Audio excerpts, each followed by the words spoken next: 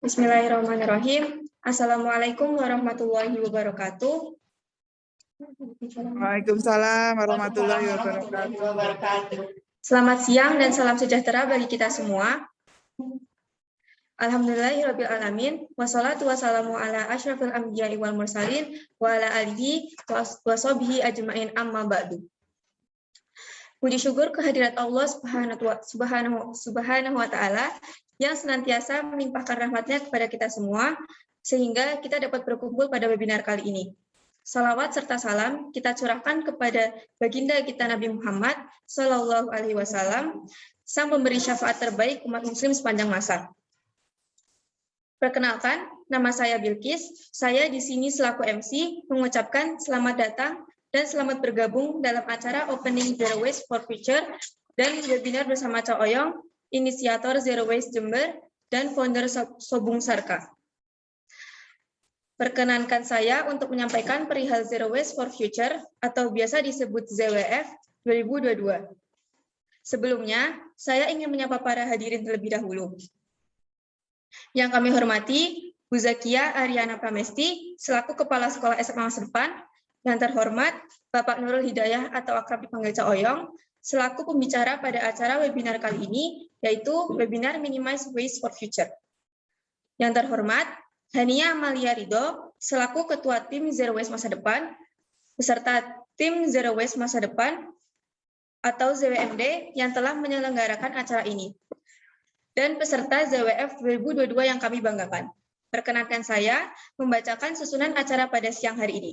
Acara pertama yaitu pembukaan, acara kedua pengenalan singkat tentang Tim Zero Waste Masa Depan oleh Hania Amalia Ridho, acara ketiga adalah webinar dengan tema Minimize Waste for Future bersama Cak Oyong, acara keempat adalah sesi tanya jawab, dan acara terakhir adalah penutup. Sebelum memasuki acara, mari mengucapkan basmalah bersama-sama agar acara dapat berjalan dengan lancar hingga akhir. Bismillahirrahmanirrahim. Memasuki acara selanjutnya, pengenalan singkat Tim Zero Waste Masa Depan kepada Hania Amalia Ridho. Waktu dan tempat kami persilahkan.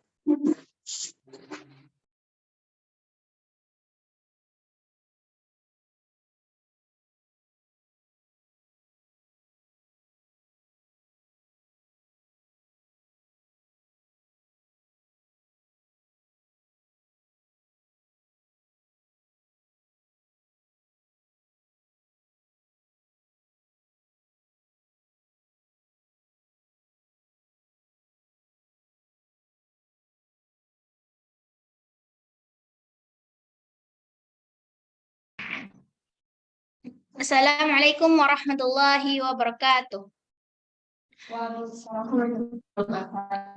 Di sini saya akan mempresentasikan tentang proyek kami, yaitu tim ZWMD Zero Waste Masa Depan yang bertujuan untuk peduli sampah.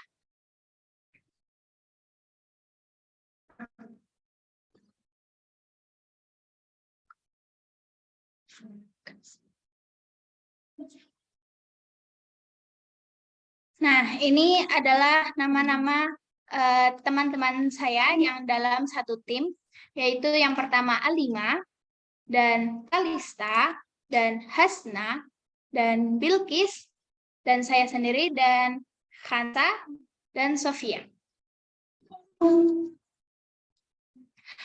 Saya akan memperkenalkan dengan singkat apa singkatan dari ZWMD, yaitu Zero Waste Masa Depan, dan saya akan memperkenalkan juga makna-makna di balik logo kami, yaitu yang pertama, warna hijau di logo bermakna harapan terhadap lingkungan supaya menjadi lebih baik.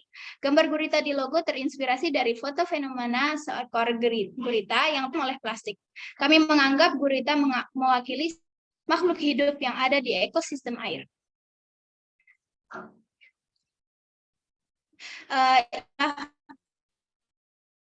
Tentang proyek kami, yaitu permasalahan umat ingin kami ubah adalah banyaknya sampah yang terbuang dan tidak bisa dikurai. Sampah sangat susah dipilah dan didaur ulang sendiri, sehingga untuk pengolahan dan penggolongan sampah dibutuhkan komunitas yang mensupport.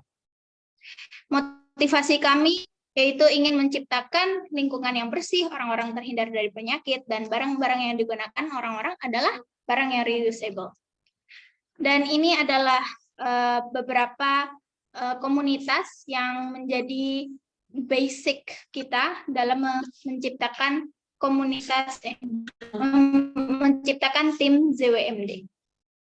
Kondisi saat ini adalah yang pertama, tempat pembuangan sampah terpadu Piungan sudah mencapai overload. Kedua, banyaknya sampah plastik di sungai dan laut mengakibatkan kerusakan ekosistem air, sehingga pangan menjadi tidak higienis. Kemudian yang ketiga, masih banyak sampah yang bisa ditemui di jalanan. Yang keempat, masyarakat menilai sampah sebagai barang yang mudah dibuang. Yang kelima, pengelolaan sampah di Indonesia masih buruk. Yang terakhir, minimnya pengetahuan masyarakat terkait pengelolaan sampah. Dan masih banyak lagi kondisi terkini yang berkaitan dengan sampah. Kemudian, TPST Piungan itu awal beroperasi dari 1996. Ini fakta. Kemudian, beban sampah di awal pandemi 450 ton per hari. Itu baru per hari, belum per bulan. Kemudian yang terakhir, beban sampah November 2020 adalah 630 sampai 650 ton per hari. Ini adalah fenomena TPST Piungan yang dapat kita lihat sendiri kalau mau ke Piungan. Ini juga adalah what we have done. Kemudian ini post kami di ZWMD, IG ZWMD, how to recycle your waste. Ini juga, dan ini our tips to reduce plastic waste. Dan kemudian actions yang akan kita lakukan adalah tempe, trash to money for Palestine, kemudian riset mengenai pengolahan sampah organik, plastik sedotan, dan plastik kemasan, build outlet, dan learn with community, yaitu mengadakan agenda zero waste di masyarakat. Ini. Kemudian, siswa-siswi SMD, harapan kami di SMD adalah siswa-siswi SMD lebih rajin memilah sampah sesuai kelompoknya, dan yang kedua menghasilkan generasi peduli hemat energi, lingkungan untuk meminimalisir sampah ataupun polusi, dan yang terakhir menghasilkan inovasi terbaru dan tersedia fasilitas reduce sampah. Reduce sampah untuk meminimalisir sampah.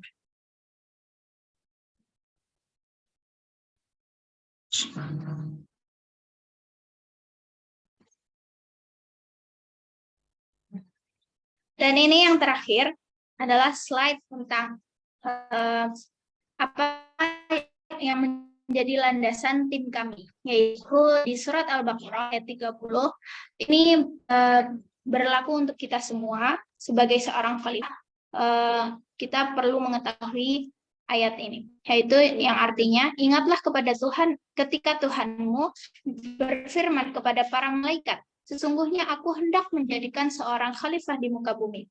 Mereka berkata, mengapa engkau hendak menjadikan khalifah di bumi itu orang membuat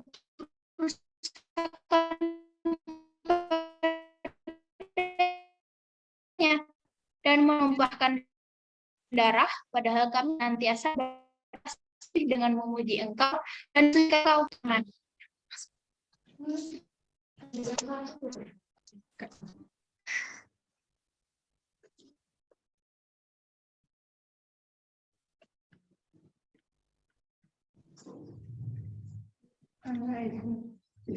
Tuhan berfirman,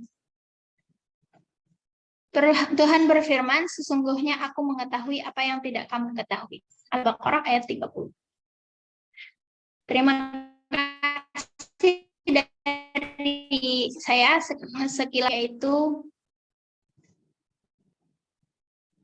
yaitu ZWMD.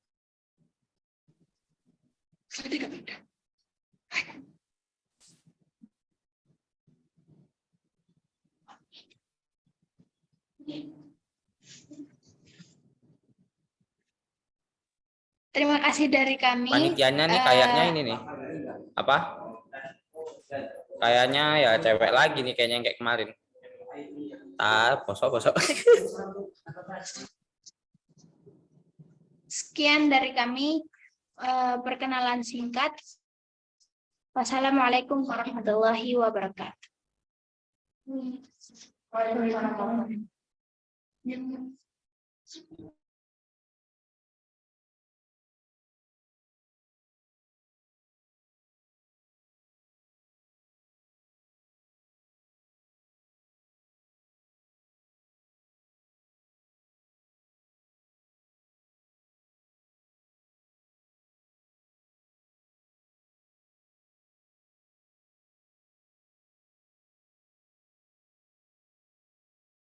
Saya persilahkan. Baik, terima kasih untuk diskusi sebelumnya. Sebelumnya, apakah suara saya terdengar jelas? Jelas. Assalamualaikum warahmatullahi wabarakatuh. Perkenalkan, saya Kansa Raudatus selaku moderator di webinar Zero Waste for Future kali ini. By the way, kata siapa memulai hidup zero waste itu susah, mengolah dan memilah sampah itu ribet, mengurus sampah organik, sisa makanan, dan memasak apalagi. Aduh, males banget ya. Pada webinar Zero Waste for Future 2022 ini, kita akan belajar bersama tentang masalah besar yang sedang kita hadapi kini. Problematika sampah yang diresahkan baik oleh negara yang maju maupun yang masih berkembang. Kita akan belajar mengapa harus awas dengan sampah, cara melimitasi sampah yang kita hasilkan, mengolah beberapa sampah-sampah terdekat kita, hingga menjadikannya suatu kebiasaan untuk peduli terhadap lingkungan dan sampah di sekitar kita. Di akhir, semoga akan mengubah persepsi Anda tentang sampah. Sebelumnya, perkenankan saya untuk memperkenalkan narasumber kita hari ini, yaitu Pak Nurul Hidayah, dikenal dengan panggilan akrab Cak Oyong. Cak Oyong adalah seorang ASN peduli lingkungan. Beliau merupakan founder Sabung Sarka, co-founder Gerbek Sedekah, dan inisiator dari Forum Jember Bebas Sampah 2019. Beliau merupakan lulusan dari Universitas Dr. Sutomo, Surabaya, jurusan Sosial Ekonomi Perikanan. Prestasi yang pernah beliau capai adalah nominator Radar Jember Award 2019 di bidang lingkungan, sosok inspiratif bidang lingkungan kegiatan Jember SAE 3 Polres Jember 2021, dan Top 10 ASN Inspiratif 2021.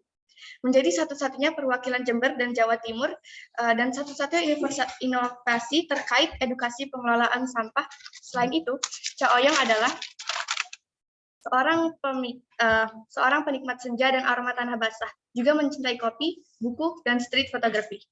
Baik, sekian perkenalan dari saya. Silahkan kepada Cak Oyong, waktu dan tempat saya persilahkan. Terima kasih banyak waktunya Mbak Kansa. Bismillahirrahmanirrahim. Assalamualaikum warahmatullahi wabarakatuh. Waalaikumsalam. Sebuah kehormatan besar ya buat saya diundang oleh adik-adik dari SMA Masa Depan. Mungkin sesuai dari namanya, tentu saja buat saya yang sudah berusia ini berharap bahwa generasi adik-adik ini adalah betul-betul generasi masa depan, khususnya untuk menjaga lingkungan. Saya izin share screen dulu.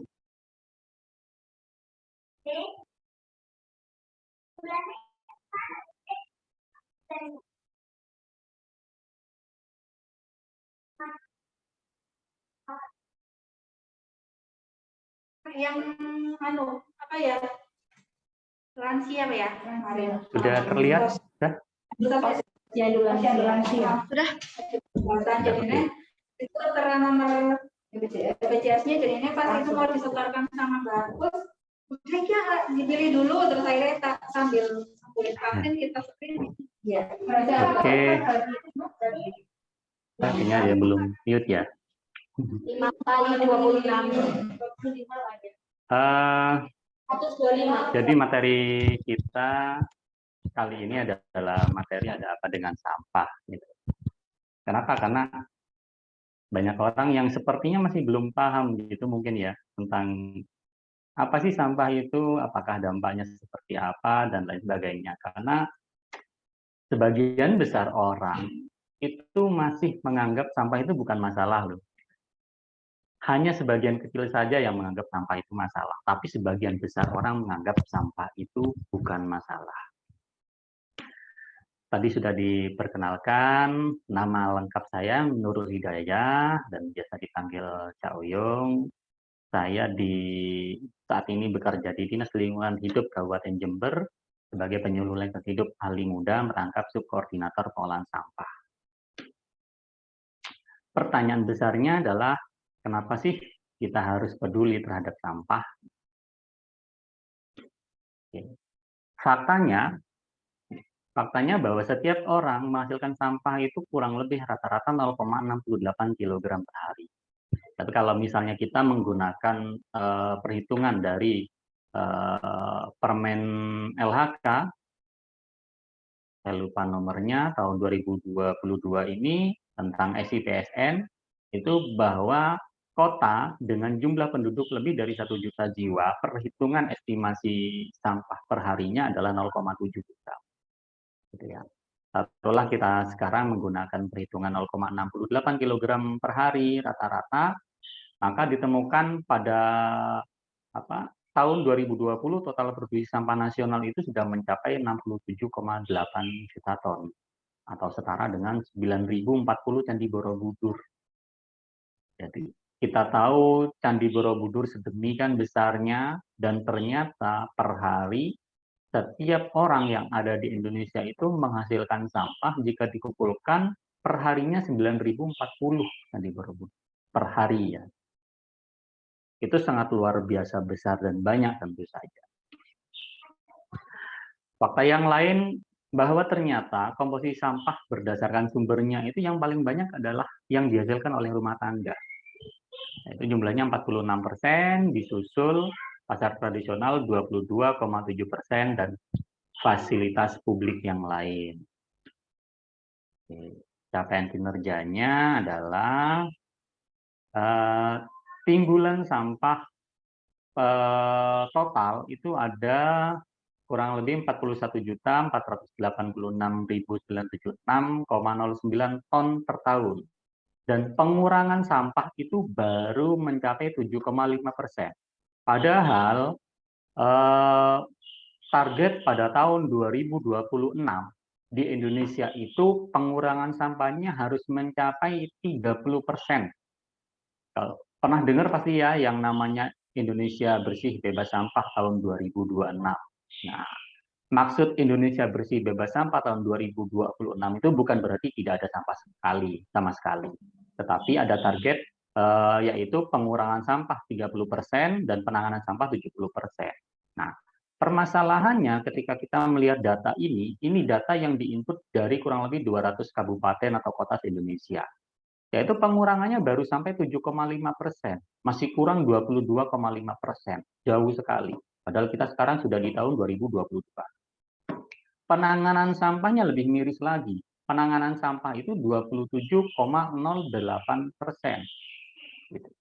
Dari target 70% di tahun 2026. Itu sangat jauh sekali dan sangat jomplang sekali. Dan dari estimasi timbulan sampah tadi, bahwa ditemukan sampah terkelola dan sampah tidak terkelola.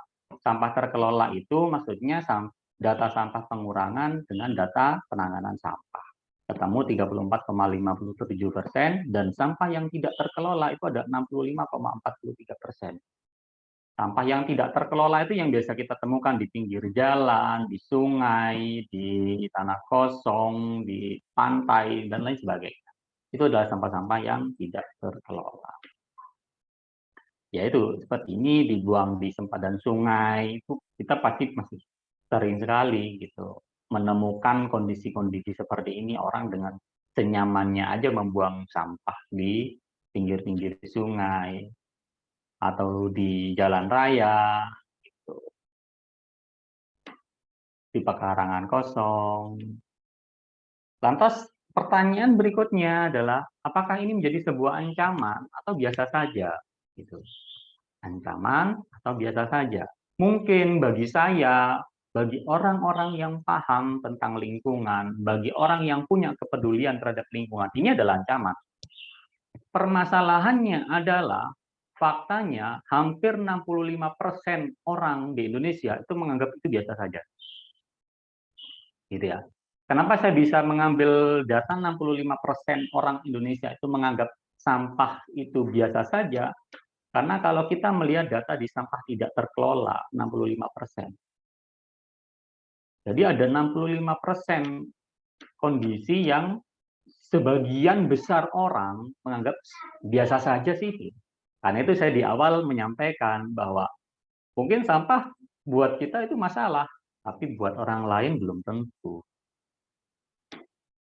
Nah, kondisi yang terjadi adalah kita banyak menemukan fakta. Mungkin tadi disampaikan bahwa logo ZWMD itu diambil dari gurita, gitu kan. Padahal masih banyak sekali yang namanya hewan-hewan atau ikan-ikan yang ada di laut itu yang kondisinya sangat mengenaskan karena permasalahan sampah. Contohnya ini ada di November tahun 2018, ada paus di Wakatobi mati dengan isi di perutnya 5,9 kg sampah plastik. Kemudian Juni 2018 ada paus pilot di Thailand yang di perutnya juga ada sampah plastik. April 2018 di Spanyol ada paus yang perutnya juga 29 kg sampah plastik. Di Norwegia di Februari 2017 30 kantong plastik. Dan Januari 2016 juga paus sperma di Jerman. Dan masih banyak yang lain. Ini mungkin hanya yang muncul di berita, sedangkan yang tidak muncul di berita sangat banyak. Ini baru kita berbicara tentang paus sperma.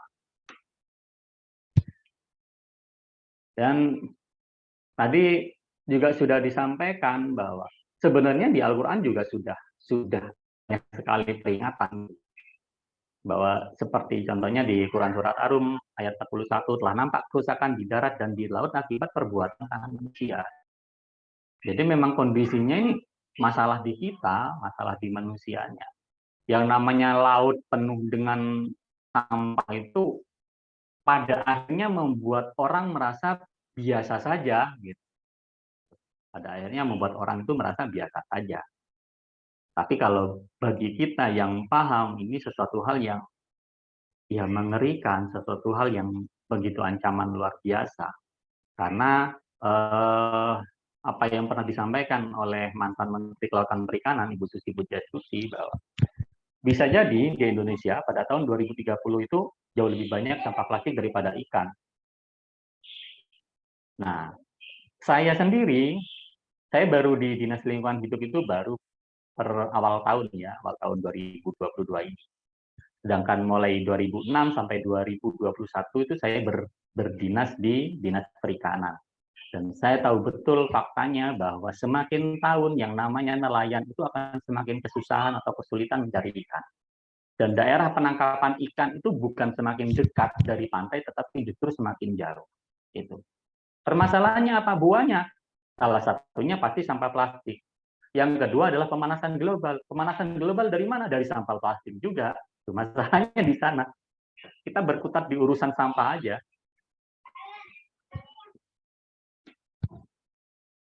Ini fakta berikutnya tentang jenis sampah terbanyak yang terbuang ke laut setiap tahunnya. Yang pertama ada 53 juta puntung rokok, 13,5 juta tutup botol minuman, 10,2 juta gelas, piring, sendok, garpu, pisau yang berbahan plastik, yang biasanya kita dapat kalau lagi ada acara, dapat kotakan, dan lain sebagainya.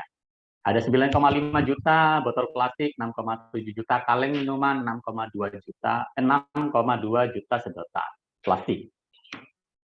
Nah, yang menjadi korban, tadi kita sudah membahas tentang paus sperma, ini ada lagi yang lain, ada burung yang paruhnya itu terperangkap dengan ukuran kumis ya. Ada kemudian burung yang paruhnya juga terperangkap segel botol plastik, ada ikan yang terperangkap sarung tangan plastik, ada lumba-lumba yang terperangkap sama segel botol plastik, ada penyu yang hidungnya kemasukan sedotan plastik, dan masih banyak lagi sebenarnya yang lain. Pertanyaannya, apakah kemudian membuang sampah pada tempatnya sudah cukup? Gitu kan? Kita mulai dari kecil selalu diajari, ayo buang sampah pada tempatnya, ayo buang sampah pada tempatnya. Pertama, apakah buang sampah pada tempatnya sudah cukup? Yang kedua, persepsi setiap orang kata-kata pada tempatnya itu beda-beda loh. Mungkin bagi kita orang yang hidup di kota, ya, bagi kita orang yang hidup di kota, membuang sampah pada tempatnya adalah pada tempat sampah, gitu kan? Tetapi bagi sebagian besar orang yang hidup di pedesaan atau yang hidup di sekitar sempadan sungai, bahwa pada tempatnya buat mereka itu bisa jadi sungai loh, gitu. Jadi ternyata beda persepsi loh kita. Makanya buang sampah pada tempatnya ini harus diperjelas lagi. Tempatnya yang dimaksud ini tempat yang mana? Apakah tempat di pinggir jalan? Apakah tempat di pekarangan kosong? Gitu. Apakah tempatnya di sungai atau di selokan? Itu aja sudah menjadi masalah. Nah, alur di kota, sampah itu diangkut oleh petugas gerobak dari setiap rumah-rumah warga. Dan mayoritas yang namanya petugas gerobak itu bukan petugas dari Pemda, bukan petugas pemerintahan, tetapi mereka adalah orang-orang yang dipilih oleh lingkungan setempat yang mereka memang pekerjaannya adalah mengangkut sampah menggunakan gerobak. Lalu dari petugas gerobak tersebut kemudian dibawa ke TPS atau tempat penampungan sampah sementara, kemudian diangkut menggunakan truk sampah Dinas Lingkungan Hidup atau DLH, lalu dibawa menuju ke TPA. Setelah TPA, ya sudah, begitu saja. Mungkin hanya dibedakan ada beberapa yang masih open dumping, ada beberapa yang semi control landfill, ada yang control landfill, gitu, dan lain sebagainya. Ada yang sanitary landfill, dan macam-macam. Tapi pada intinya, semua hanya ada di TPA dan sudah, begitu saja. Fakta yang lain bahwa di TPA Lewi Gajah Cimahi itu meledak dan longsor pada tanggal 21 Februari 2005. Nah, 1 tahun berikutnya dari kejadian TPA Lewi Gajah Cimahi meledak ini, itu kemudian diperingati sebagai Hari Peduli Sampah Nasional, tanggal 21 Februari tahun 2006. Kenapa kok harus diperingati sebagai Hari Peduli Sampah? Karena kejadian di TPA Lewi Gajah Cimahi itu mengakibatkan 157 korban jiwa meninggal dunia dan 2 kampung dinyatakan hilang dari peta. Jadi pada akhirnya pada tanggal 21 Februari 2005 ditetapkan sebagai bencana nasional, sehingga diperingatilah Hari Peduli Sampah Nasional tahun 2006. Masalahnya, ya, kita sudah tahun 2022. Ini sudah berjalan berapa tahun? Sudah 16 tahun berjalan. Apakah ada perubahan dengan 16 tahun peringatan Hari Peduli Sampah Nasional? Tidak ada. Saya masih sangat ingat betul bahwa yang namanya Indonesia Bersih Bebas Sampah itu ditargetkan awalnya pada tahun 2020. Tetapi kemudian mundur menjadi Indonesia Bersih Bebas Sampah tahun 2026. Yang saya khawatirkan, kalau kita tidak ada perubahan ini, kalau setiap orang tidak ada perubahan, kesadarannya masih tetap begitu-begitu saja masalah sampah, bisa-bisa Indonesia Bersih Bebas Sampah nanti akan mundur jadi tahun 2030, 2035, dan begitu seterusnya, tanpa ada perubahan. Fakta yang lain, ada TPA Bojonglarang, Pekalongan terbakar akibat ledakan gas metana tanggal 14 September tahun 2020. TPA Bengkala di Buleleng terbakar akibat ledakan gas metana tanggal 6 Juni 2020. TPA Galuga Bogor longsor akibat ledakan gas metana 27 Maret 2021. TPA Pakusari di Jember juga pernah terbakar tahun 2019. Jadi kenyataannya adalah sampah yang kita buang itu hanya berpindah tempat saja ke TPA. Tapi kita memindahkan masalah ke tempat lain.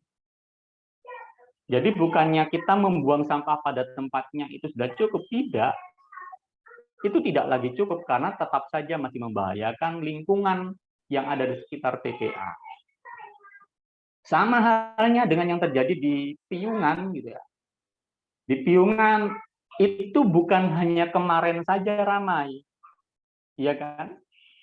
Yang orang Jogja pasti sudah sangat paham. Hampir setiap tahun pasti ada momen atau kejadian yang namanya TPST Piungan ditutup oleh warga. Itu hampir setiap tahun.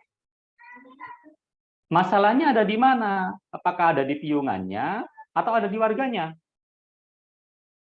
Karena kita sering tidak menyadari loh bahwa ternyata kita sendiri ini adalah produsen sampah.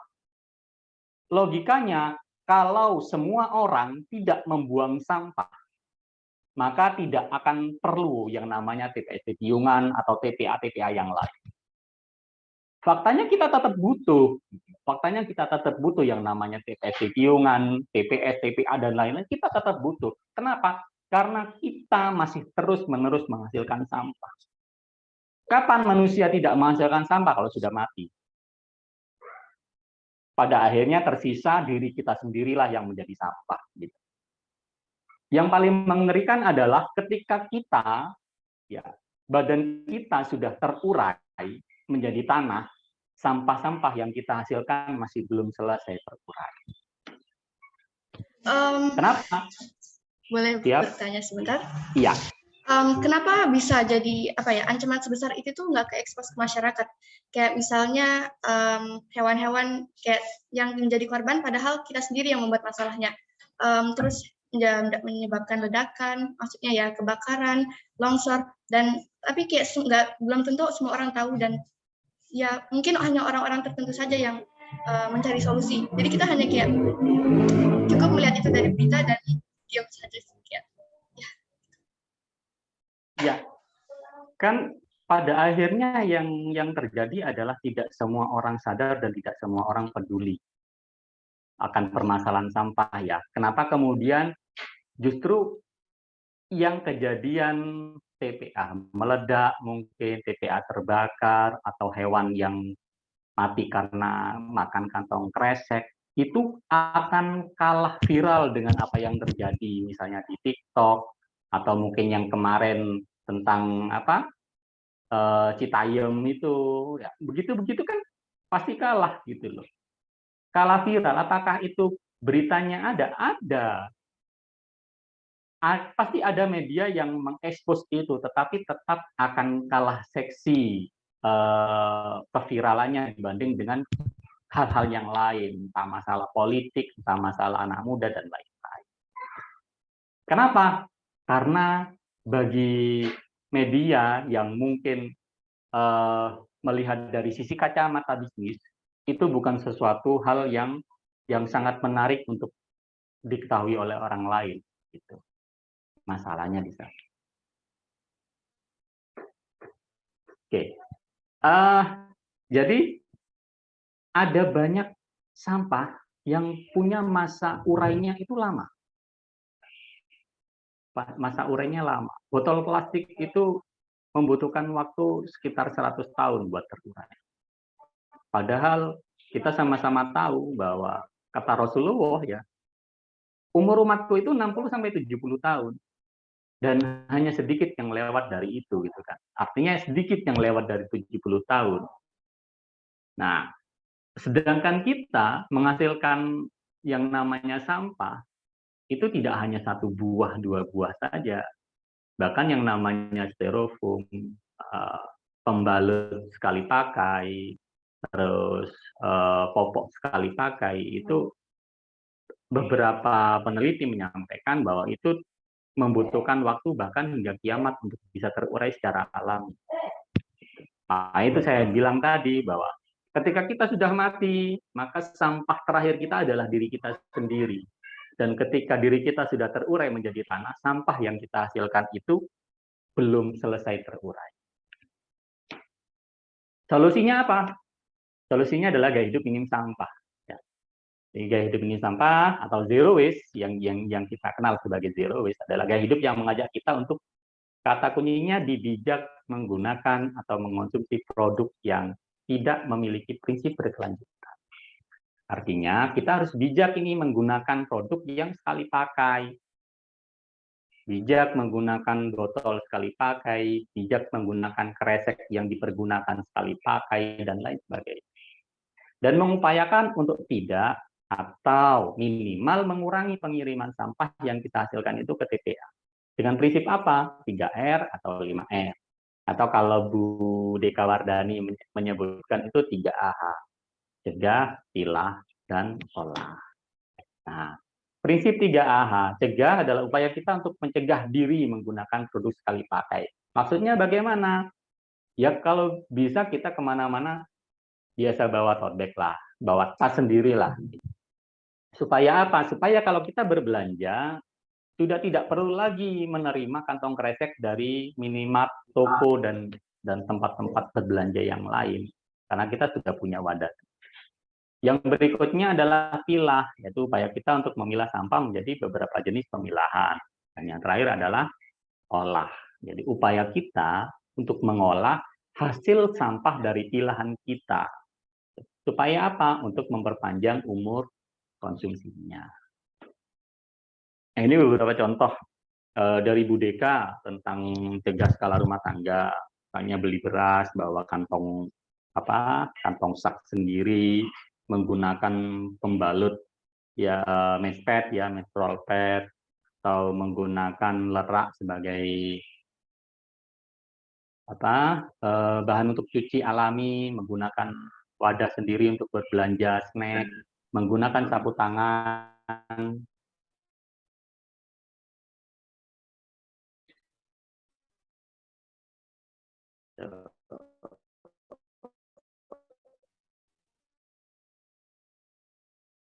Menggunakan rantang dan lain-lain.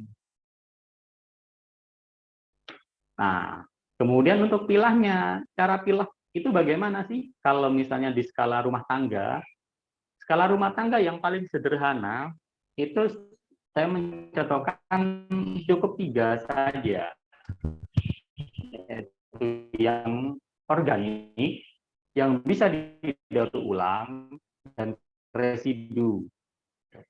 Organik adalah sampah yang memiliki waktu sangat cepat untuk bisa terurai, jauh lebih cepat daripada yang lain. Yang daur ulang adalah sesuatu yang bisa didaur ulang kembali, gitu. Karena berdasarkan data hanya 7,5% saja sampah yang terdaur ulang dari total sampah.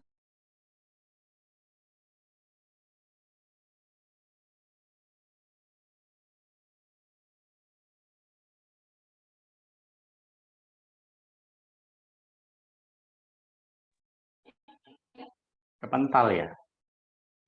Ya, sepertinya sini. Sudah bisa masuk lagi kah? Sudah bisa. Sebentar. Lanjutkan, maaf. Oke.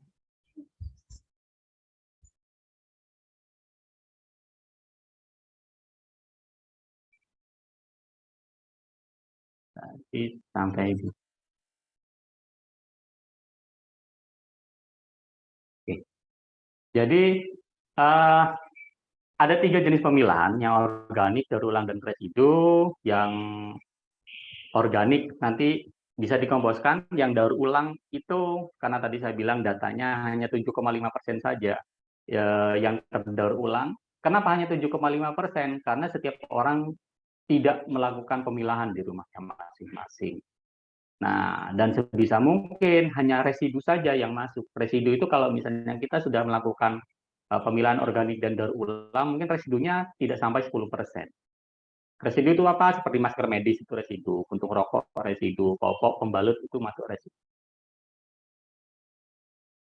Ini cara-cara pengolahan, lakukan composting yang pasti ya kalau untuk organik.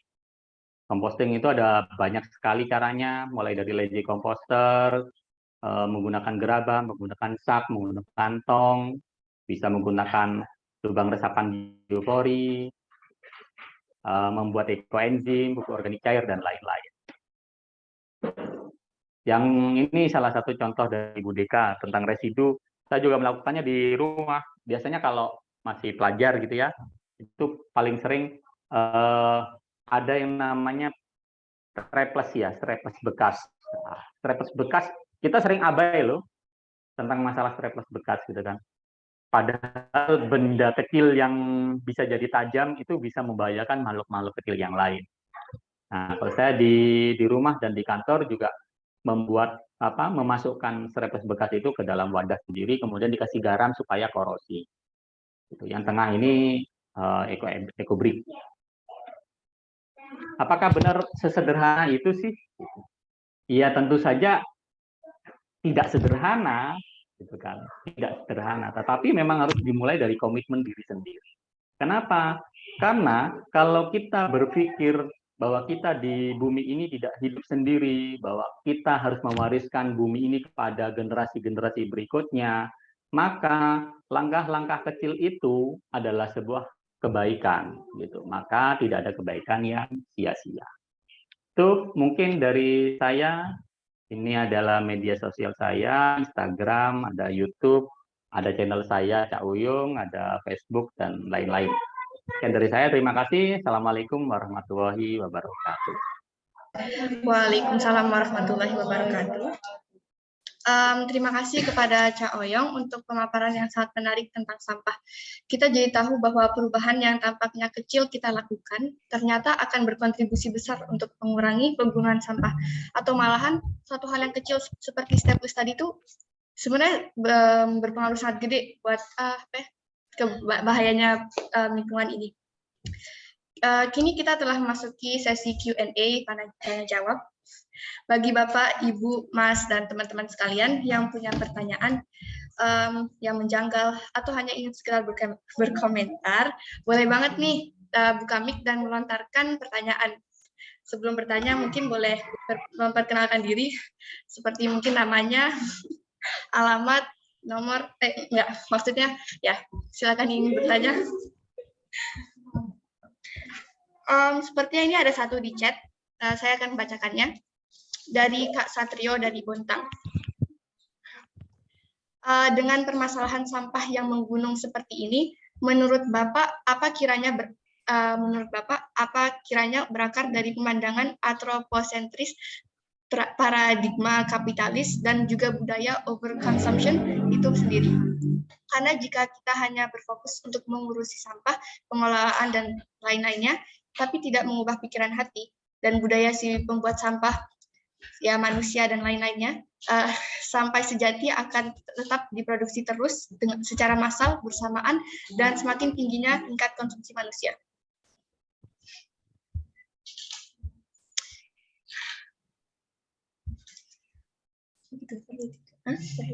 Perlu tidak menurut Bapak jika kita mengkampanyekan gaya hidup yang sederhana, tidak mengkonsumsi berlebihan, mengurangi jajan, tidak membuat perumahan-perumahan baru, karena akan semakin menggusur rumah-rumah hewan, tidak menggunakan pendinginan ruangan, mengurangi penggunaan bahan bakar fosil, tidak mensupport kegiatan industrialisasi, dan lain-lainnya. Dalam rangka tidak hanya membuat bumi kita lebih bersih dari sampah, tapi agar anak cucu kita bisa terus hidup di bumi ini, menjadi khalifah alih-alih kabur ke Mars, mencari planet baru untuk dirusak. Ya, sekian. Saya jawab ya. Silakan. Saya jadi pernah ingat sebuah kata Ustadz saya sih ya, sebuah percakapan antara Allah dengan malaikat gitu. Ketika disebutkan bahwa Allah itu akan membuat makhluk yang namanya manusia, ya kan? Membuat makhluk yang namanya manusia dan akan diletakkan ke bumi. Lalu si malaikat bertanya, kenapa tidak kami saja? Kenapa harus membuat yang namanya makhluk, yang namanya manusia, yang dia tentu saja pasti akan membuat kerusakan. Jadi sebelum manusia diciptakan, bahwa potensi manusia kemudian akan merusak bumi itu sudah ada jauh sebelum manusia diciptakan. Dan apa yang disampaikan Allah bahwa kamu tidak tahu apa yang aku ketahui, gitu kan. Jadi segala sesuatu ini adalah sunatullah sebenarnya. Bahwa logikanya kalau misalnya manusia itu tidak merusak, maka tidak akan terjadi kiamat. Gitu. Maka kita akan selamanya hidup di bumi dan tidak akan pindah ke yang namanya alam akhirat. Kalau kita berbicara dari segi syariah, ya. Lalu, apakah perlu kita kampanye? Perlu. Kenapa kita perlu kampanye? Bahwa itu adalah bagian dari ikhtiar kita. Bahwa sudah tersampaikan, Allah tidak akan merubah nasib satu kaum kalau kaum itu tidak merubah nasibnya sendiri. Jadi kalau kita ingin merubah sesuatu hal yang buruk menjadi baik, ya tentu saja kita harus ada ikhtiarnya. Ikhtiarnya bagaimana? Apapun itu, dan saya bilang tidak ada kebaikan yang sia-sia. Kita punya media sosial nih di tempat kita masing-masing. Media sosial entah itu Instagram, Facebook, YouTube, TikTok, dan lain sebagainya. Apakah media sosial itu membawa kemudorotan? Iya. Apakah bisa membawa kemaslahatan? Tentu saja iya juga. Artinya apa? Tergantung dari kita sendiri yang menggunakannya itu bagaimana, sebijak apa kita melakukannya. Lalu kalau misalnya media sosial itu kita gunakan untuk campaign terkait lingkungan, nah itu tentu salah satu hal yang sangat baik juga kan. Gitu. Nah, di sini juga beberapa disampaikan saat mengancam gaya hidup yang sederhana, oke, tidak mengkonsumsi berlebihan. Saya sepakat, gitu. Saya sepakat tidak mengkonsumsi berlebihan, tetapi kita sekarang kan dimudahkan dengan sebuah kepraktisan ya. Sekarang kalau misalnya kita mau rebahan di rumah lalu pengen minum es teh, kita cukup pegang HP loh. Gitu. Kita cukup pegang HP lalu pesan di aplikasi, lalu datanglah es teh itu. Dan kita cukup membayar, selesai. Semudah itu, akhirnya apa? Overkonsumsi terjadi, itu udah pasti. Dan sekali lagi itu sunatullah gitu. Kita tidak bisa kemudian menolak. Kalau kita menolak dengan segala hal yang kepraktisan, ya kita harus hidup di hutan dong. Tapi apakah hutannya kemudian menjadi aman? Belum tentu juga, gitu kan? Lagi-lagi kenapa? Karena kita manusia yang punya nafsu yang begitu luar biasa. Nah, kemudian di sini tidak mengkonsumsi berlebihan, mengurangi jajan, oke, mengurangi jajan. Kemudian tidak membuat perumahan-perumahan baru. Masalahnya, ya, yang namanya manusia semakin hari itu bukan semakin berkurang, tetapi semakin bertambah. Dan lagi-lagi itu sunatullah. Bahwa setiap manusia membutuhkan rumah, jelas. Lalu apa yang harus dilakukan terkait perumahan? Ya, bagi orang-orang yang bisa menyampaikan, ya bisa dikaitkan dengan masalah kebijakan-kebijakan. Harus ada pembatasan-pembatasan. Mana sawah produktif yang tidak boleh digunakan untuk pembangunan, mana lahan-lahan yang sudah tidak produktif lagi yang bisa digunakan untuk pembangunan. Itu sesuai kebijakan, tergantung kebijakan. Dan itu juga tetap bisa disuarakan. Kemudian tidak menggunakan pendingin ruangan. Nah, kita sekarang bicara masalah AC, gitu, masalah pendingin ruangan. Kondisi sekarang, hawa panas yang kita rasakan sekarang ini, itu jauh lebih meningkat daripada sekitar 10-20 tahun yang lalu. Gitu. Karena apa? Banyak faktor. Jadi pemanasan global terjadi itu karena banyak faktor. Karena pemakaian listrik atau energi yang berlebihan, yang menggunakan fosil, karena sampah plastik yang kita pakai dan tidak kita rem pemakaiannya, dan juga salah satunya karena penggunaan freon pada AC. Nah, masalahnya sekarang sudah panas nih. Kita panas pakai apa kalau udah sumuk gitu? Pakai AC kan?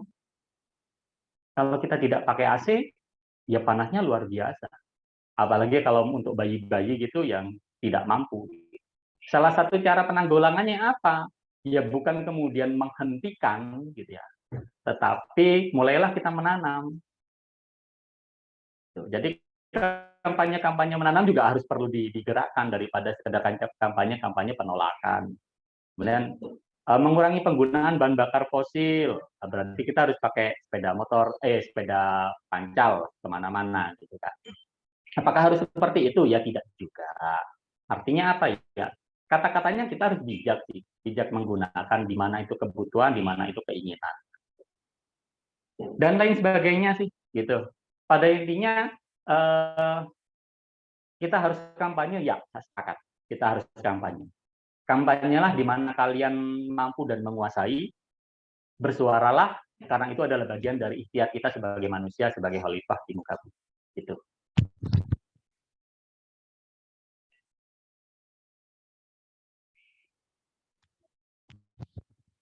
Kanta masih mute. Baik, sepertinya belum ada yang menanyakan pertanyaan lagi. Jadi dari kita Zero Waste ingin menanyakan, Kak Oyong sekarang memiliki kesibukan sebagai pegiat Zero Waste di Jember. Bisa diceritakan kepada kami latar belakang dan pengalaman menerapkan gaya hidup Zero Waste dari awal mula sampai tantangan-tantangan yang dialami hingga saat ini. Jadi sejarahnya bahwa saya mulai berkegiatan fokus tentang lingkungan itu mulai 2013. Jadi sejak 2013 bersama yang namanya komunitas Gerbek Sedekah waktu itu, setiap musim kemarau itu rutin melakukan kegiatan bersih-bersih kali. Kali di hampir semua jembatan yang ada di kawasan kota di Kabupaten Jember. Dari sana yang ingin kami sampaikan saat itu sebenarnya Mbok yo maluwo. Kalian yang buang sampah sembarangan dari atas jembatan, kita yang bersihkan. Gitu. Tetapi ternyata memang masalah kesadaran itu masalah yang paling krusial. Jadi ketika kita sedang asik-asiknya membersihkan sampah, membersihkan pembalut, membersihkan popok yang ada di sungai, mengangkut semua sampah yang ada di sungai untuk dinaikkan ke atas, masih saja ada orang yang membuang sampah dari atas jembatan ketika kita ada di bawah. Dan itu berlaku mulai tahun 2013 sampai 2017. Kurang lebih 4 tahunan ya. 4 tahunan kami melakukan kegiatan. Dan ternyata tidak berdampak ya gitu. Saya berpikir kok tidak berdampak ya. Akhirnya saya istirahat dari kegiatan resik-resik kali. Di tahun 2018 itu saya menemukan yang namanya penyu, 3 ekor penyu yang mati karena makan kantong kresek di Kabupaten Jember. Di salah satu pantai di Kecamatan Gumuk Mas, Kabupaten Jember. Nah, tadi saya sudah cerita bahwa saya sebelumnya di Dinas Perikanan. Nah, sejak tahun 2009 sampai tahun 2020, jabatan saya adalah teknisi konservasi kelautan perikanan yang memang membina beberapa kelompok masyarakat konservasi, salah satunya konservasi penyu ataupun konservasi mangrove, konservasi terumbu karang. Konservasi penyu kita awali mulai tahun 2013, di mana setiap tahunnya kita melepas liarkan kurang lebih per tahun itu 100 ekor tukik. Sedangkan tukik itu hanya memiliki 1% kemampuan untuk hidup. Artinya, kalau misalnya ada 100 ekor tukik yang kita lepaskan, hanya ada 1 ekor tukik yang kemudian menjadi dewasa, yang dia bertahan dari segala macam ancaman alami, untuk kembali ke tempat dia dilepas liarkan awal pertama kali, untuk bertelur di sana. Akhirnya ketika saya menemukan ada 3 ekor penyu dewasa, maka saya merasa 3 tahun saya kemarin itu menjadi sia-sia. 3 tahun saya melepas liarkan tukik itu dengan segala macam biaya dan tantangannya itu menjadi sia-sia ketika justru mereka mati bukan karena ancaman alami, tetapi karena sampah yang kita hasilkan sendiri. Akhirnya dari sana kemudian saya berpikir bahwa ini tidak bisa dibiarkan. Konservasi tidak akan bisa berjalan kalau permasalahan dari manusianya tidak pernah selesai. Akhirnya saya mengubah pola untuk melakukan pendekatan dan pendampingan ke masyarakat itu dengan cara sosialisasi. Bahwa karena permasalahan yang terpenting adalah masalah kesadaran, maka cara supaya orang sadar itu adalah kita bicara dari hati ke hati, dari mata ke mata, gitu ya. Nah, bagaimana caranya? Ya, saya datang ke beberapa sekolah, gitu, ke tempat pengajian, ke komunitas, ke PKK, untuk menyampaikan bahwa ini loh yang terjadi kalau kalian buang sampah pada tempatnya. Dan ini yang terjadi kalau kalian membuang sampah pada tempatnya. Lalu saya memberikan solusi-solusi. Mulai 2018 sampai kemudian sekarang. Gitu.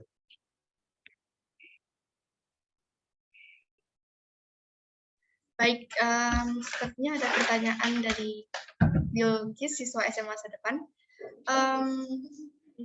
Bagaimana caranya agar kita bisa istiqomah untuk melakukan zero waste dalam kehidupan sehari-hari?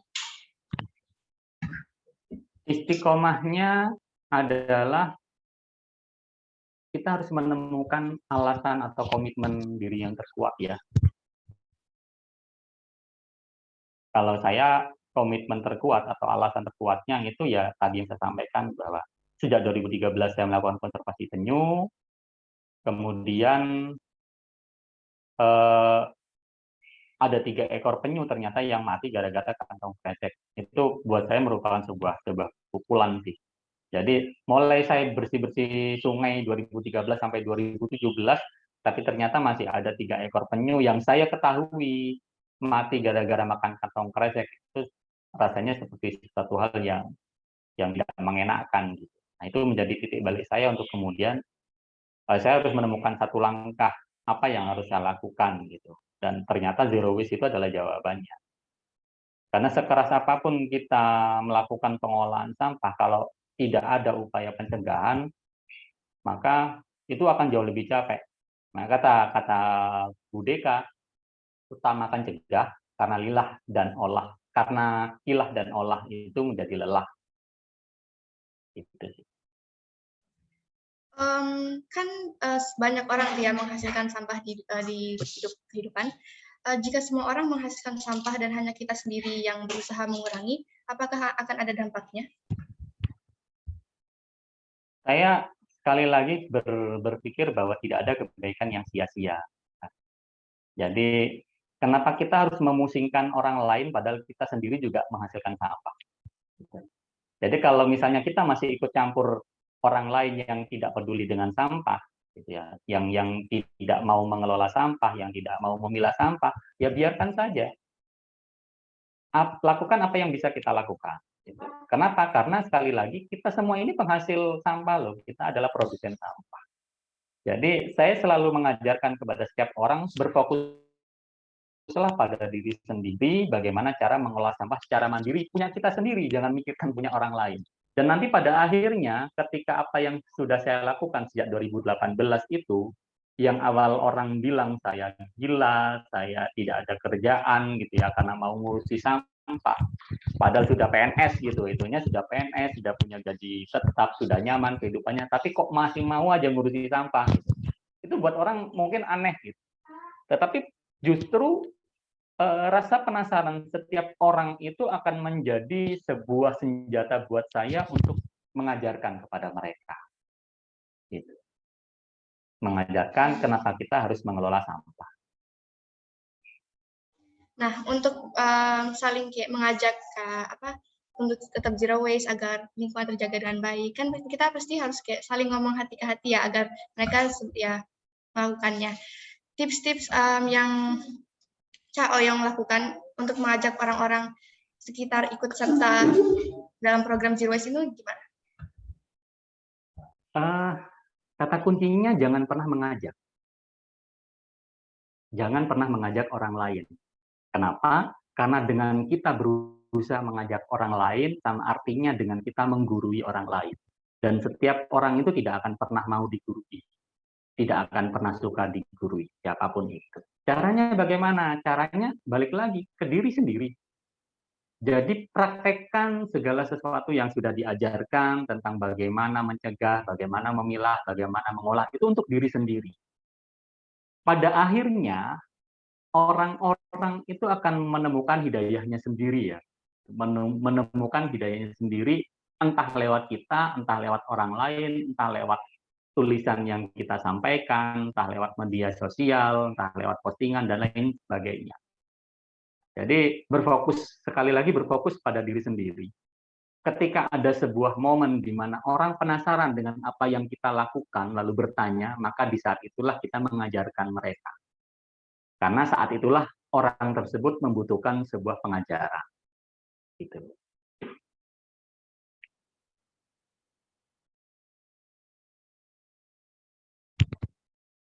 Oke, mungkin ini bakal jadi pertanyaan terakhir ya.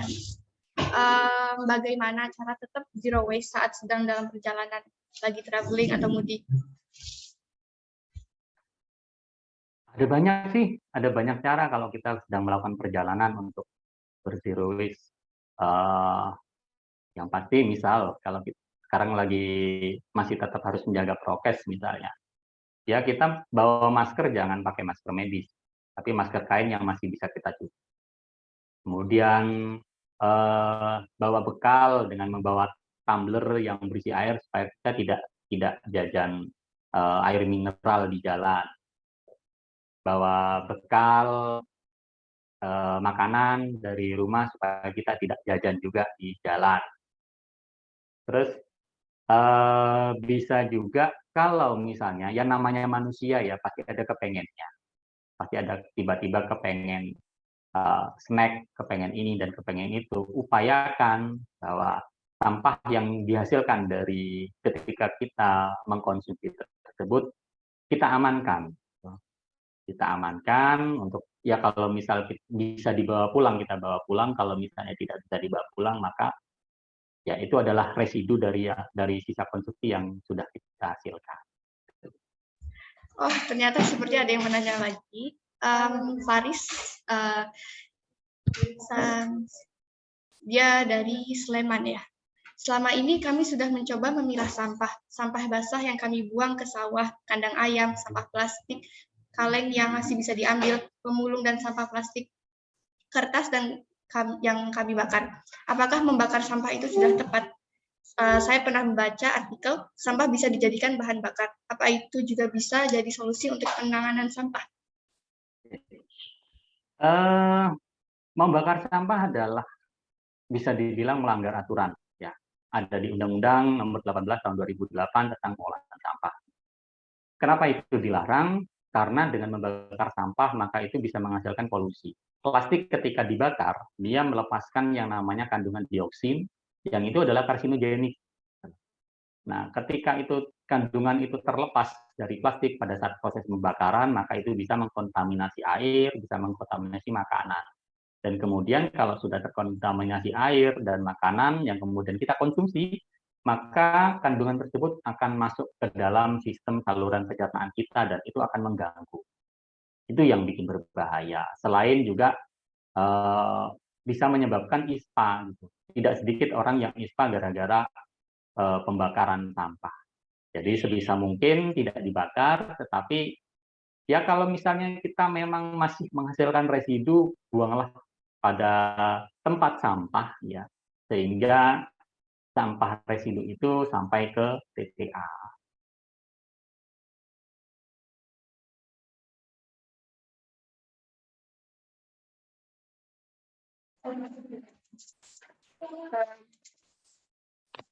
Sesi jawab tadi adalah sesi terakhir dari webinar kali ini. Mungkin Hansa bisa kasih kesimpulan dari webinar hari ini itu apa? Baik, sebelumnya terima kasih. Kita itu ternyata banyak ngasilin sampah dalam sehari, apalagi dalam rumah tangga. Banyak juga orang-orang yang buang sampah sembarangan. Hewan-hewan juga ikut mati. Akibat plastik sampah yang dibuang, sampahnya itu semakin nyebar di hutan sampai-sampai merusak kehidupan yang ada di dalamnya. Membuang sampah pada tempatnya aja nggak cukup. Sampah-sampah di dunia bakalan makin numpuk dan juga ada banyak jenis sampah yang sulit, bahkan nggak bisa diurai. Nah, karena itu kita harus bisa membiasakan diri ngelakuin prinsip 3R yang dijelaskan Kak Ayong tadi.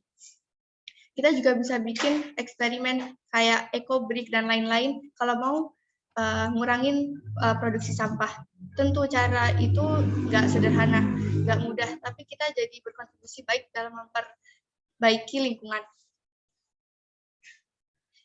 Ingat lagi, kebaikan sekecil apapun akan punya impact. Apalagi kalau kita semua ngelakuin kontribusi tadi. Bisa aja Indonesia bebas sampah beneran terwujud tak lama lagi. Terima kasih. Oke, terima kasih Hansa atas kesimpulannya. Karena ini adalah sesi terakhir, saya ingin mengucapkan terima kasih kepada Cak Oyong yang sudah menyempatkan waktu untuk mengisi webinar kali ini. Dan terima kasih kepada teman-teman yang sudah menyempatkan waktu untuk datang ke acara webinar kali ini. Sebelum ditutup, dimohon kepada para peserta untuk mengaktifkan kamera. Kita akan mengabadikan momen webinar ini bersama-sama.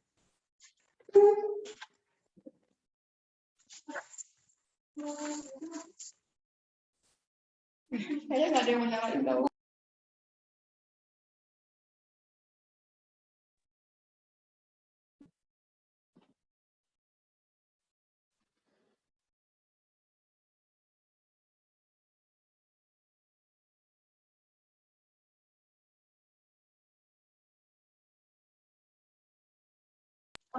Dimohon untuk mengaktifkan kamera lebih dahulu.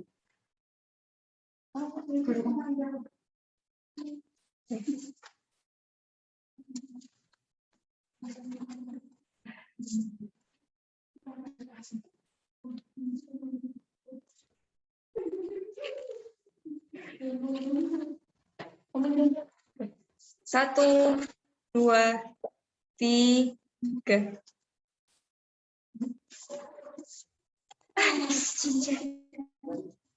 Baik, terima kasih ya.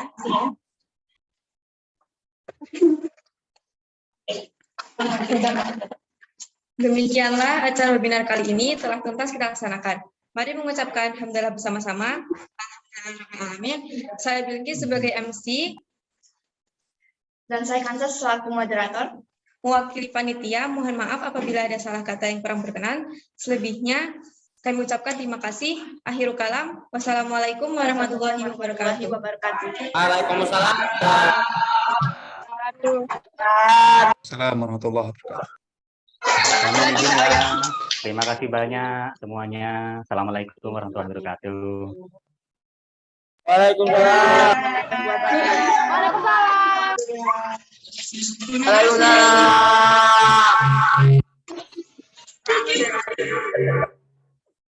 Ngope